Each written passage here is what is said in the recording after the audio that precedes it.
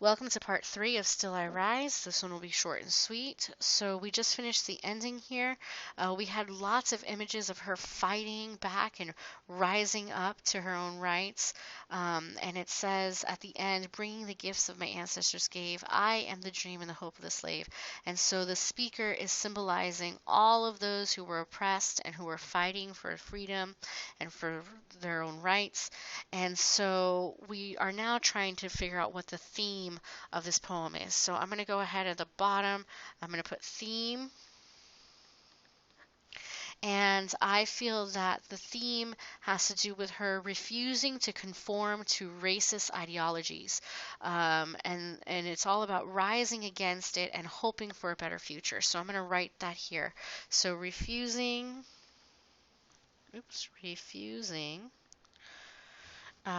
to conform to racist ideologies and rising against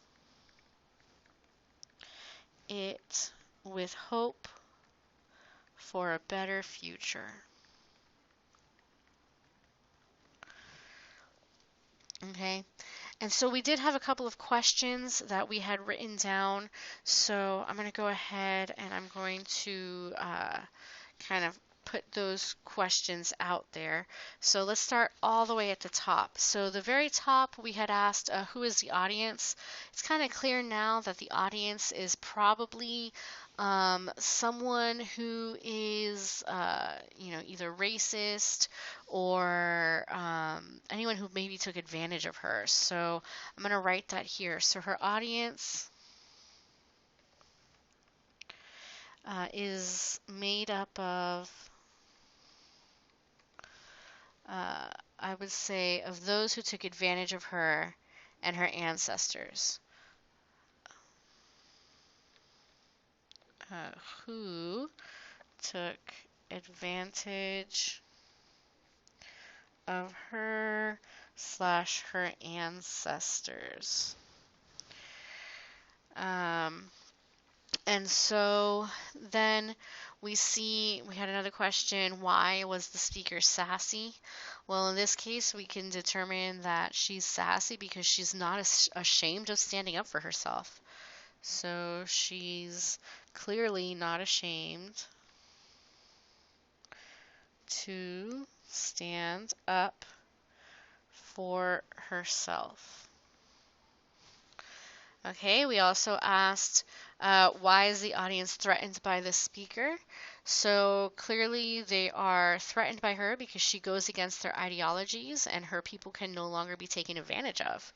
So she goes against their ideologies / her people can no longer be taken advantage of.